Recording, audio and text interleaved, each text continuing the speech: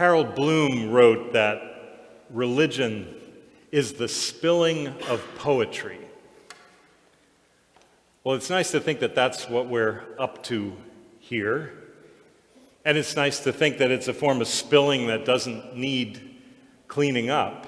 In fact, that wants not to be cleaned up. A form of spilling that doesn't need to be cried over like spilt milk. In fact, a kind of spilling that can be rejoiced over. Poetry is spilled all over the place in our religion. Think about these words. In the beginning, the earth was without form and void, and darkness was upon the face of the deep, and the Spirit of God moved upon the face of the waters. And how beautiful upon the mountains are the feet of the one who brings good news. And consider the lilies of the field, how they grow. They neither toil nor spin, and yet Solomon in all his glory is not clothed as they are. And now we see as though through a glass, darkly. But the time will come when we see face to face. Now we know only in part, but then we will know fully, even as we are fully known. In our religion, poetry is spilled all over the place. In fact, I hope you find when you get home that you've got it all over your mind, all over your time, all over your choices. I learned something about all this when I started working at Old South Church a few months ago, particularly when I started showing up here in this room on Thursday nights with these people. I learned that jazz is the spilling of religion. Jazz, at least the way Willie and Doug and Matt play it and Zoe sings it. Jazz is what happens when you spill sound over lumps of lived truth. Jazz is maybe one of the highest forms of the spilling of poetry. So I'll spill a little more poetry, religiously, jazzily. This is a fragment from the poet Paulette Roski. It's one of those things, when I first ran across it, that someone says or writes that just kind of stops you in your tracks for a minute. It's from a poem called The Absence of Edges. That's good by itself, isn't it, that phrase? The absence of edges. In a book called, even better, Breathing Underwater. Describing just a moment of experience. Maybe you've had a moment like this. For the first time, the world felt complete, as if I were a found piece of the largest puzzle, consoled at last by the absence of edges.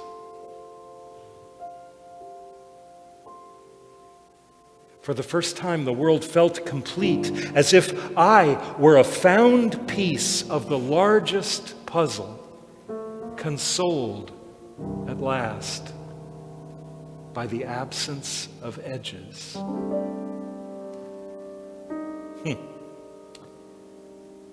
Things that make the world feel complete. What are those things, I wonder?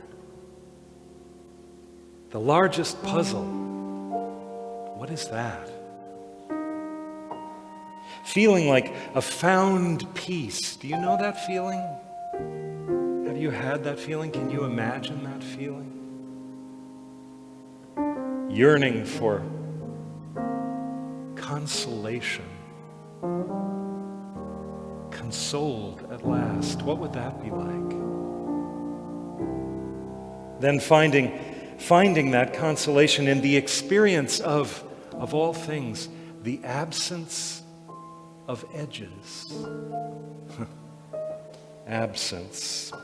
Maybe not the end of edges, but for the moment, the absence of edges. A spilling of consolation, of reassurance, of repair. Putting it out there for the taking, spilling it. A lump of truth or a lump of longing to pour some music over, to breathe some breath into. That's what we're up to with this religion, I think. It's a way of naming what the mystery is trying to spill all over people's minds and their time and their choices, week by week and day by day and breath by breath. Our job here in this room is just to fill the vessels the best way we can and then to try to get out of the way, to let it spill. Because religion is the spilling of poetry. Have you ever thought about the word religion? A word with roots that go way down into the Greek aquifers that water us subterraneously. Two little morphemes. I confess here I'm a morpheme user. Two little morphemes, religio. Ligio, to join or to put together, like ligaments. And to do it again. Religio. Putting things together again, putting things back together.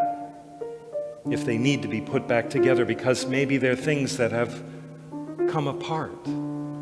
Things that were once together but that came apart or lost each other. That starts to sound familiar. Religion, the putting back together of things that had come apart, like, for instance, hearts and minds, institutions, pieces of disconnected history,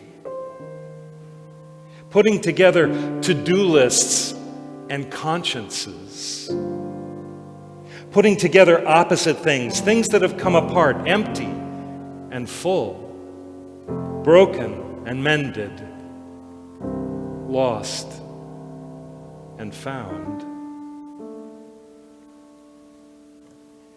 This week in church, we're listening again to a story that Jesus told about a shepherd.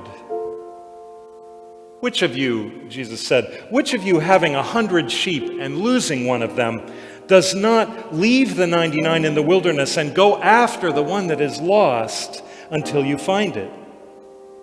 And when you find it, you lay it on your shoulders and rejoice. And when you come home, you call together your friends and neighbors and you say to them, "Rejoice with me, for I have found my sheep that was lost." Just so, I tell you, said Jesus, there will be more joy in heaven over one sinner who repents than over 99 righteous ones who need no repentance. Or what woman, Jesus said, telling another story, telling the same story differently. What woman, having 10 silver coins, if she loses one of them, does not light a lamp and sweep the house and search diligently until she finds it? And when she's found it, she calls her friends and neighbors and says to them, "Rejoice with me, for I have found the coin that I lost." Just so, said Jesus, I tell you, there's more joy in the presence of the angels of God over one sinner who repents. So I read that story now. What leaps out to me is that it's aimed in the direction of joy, spilling joy. The putting back together of things that got separated is an occasion for rejoicing. Notwithstanding the grumbling officials who are sitting around in the background watching Jesus, listening for him, hoping he'll make a mistake, worrying that he's not keeping himself far enough away from some people, or that he's bringing some people too close, finding people, Jesus is, that they'd rather keep lost. What do we make of the separatists in this world, of whom there are so many, it seems? More and more of them, it seems. The separatists who can't rejoice when the lost is found. When the child finds themselves at last in a different gender or expression or sexual identity and finally feels at home. When the voters find their voices after having been kept separated from the rolls. When the ones who were held down, kept away, silenced, get found. How isn't that cause for rejoicing? Not anything else.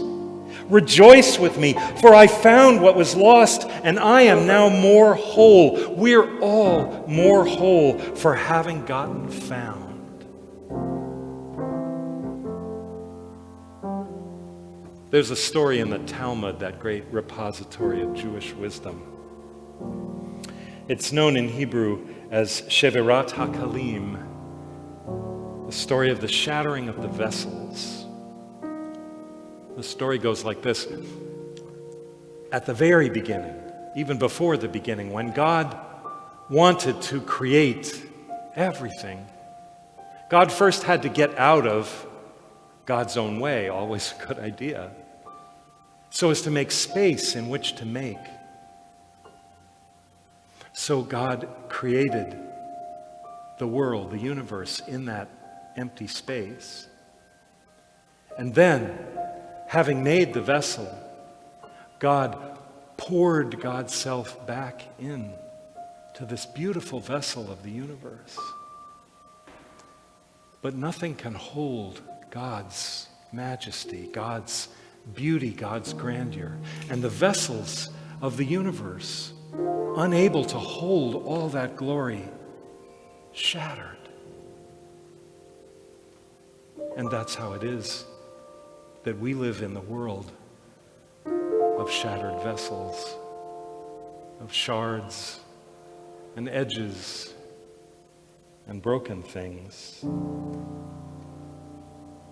And religion,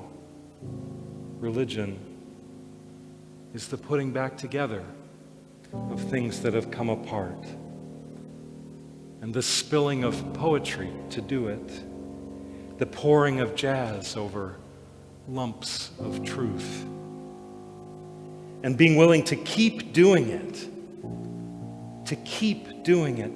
over and over again, week by week, matching piece to piece, edge to edge, breath by breath.